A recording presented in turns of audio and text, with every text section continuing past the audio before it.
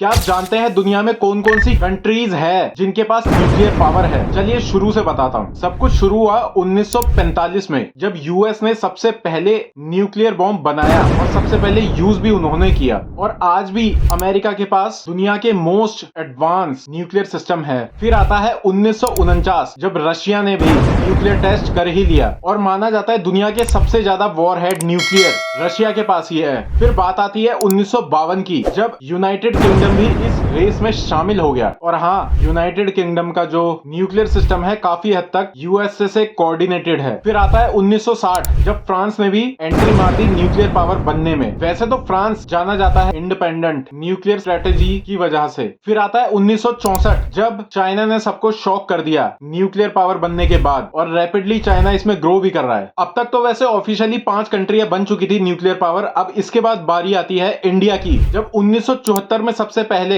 India में nuclear test किया गया, पर एक्चुअल में 1998 में इंडिया न्यूक्लियर पावर बना और India no first use policy use करता है। 1998 में ही पाकिस्तान ने भी न्यूक्लियर टेस्ट कर दिया। फिर आता है इजराइल, जिसने सीक्रेटली न्यूक्लियर टेस्ट किया और कहीं ना कहीं वो रेस में शामिल हो गया। और माना जाता है दुनिया की सबसे एडवांस टेक्नोलॉजी में इजराइल कहीं ना कहीं सबसे ऊपर भी आता है, वो भी एडवांस्ड अनडिक्लेयर्ड न्यूक्लियर पावर के साथ। और सबसे रिसेंट एंट्री की थी नॉर्थ कोरिया ने 2006 में। न्यूक्लियर पावर बनने के बाद काफी सारे सैंक्शन लगने के बाद भी उन्होंने अपना प्रोग्राम कंटिन्यू रखा और पावर बन के दिखाया। वैसे तो दुनिया के सिर्फ 9 कंट्रीज के पास न्यूक्लियर पावर है और बाकी कंट्रीज के पास नहीं है। इसके पीछे कहीं ना कहीं कई सारे रीजन हैं, जैसे इसमें लगता है बहुत ज्यादा पैसा, सैंक्शन भी लगते हैं और स्ट्रिक्ट ग्लोबल रूल्स भी है। और टोटल अभी दुनिया में 12,000 से भी ज्यादा न्यूक्लियर बॉम्ब है। तो आप ही बताइए, अगर ये न्यूक्लियर बॉम्ब हर कंट्रीज के पास होते तो सिचुएशन क्या होती? कमेंट करके जरूर बताना। और ऐसी वीडियो देखने के लिए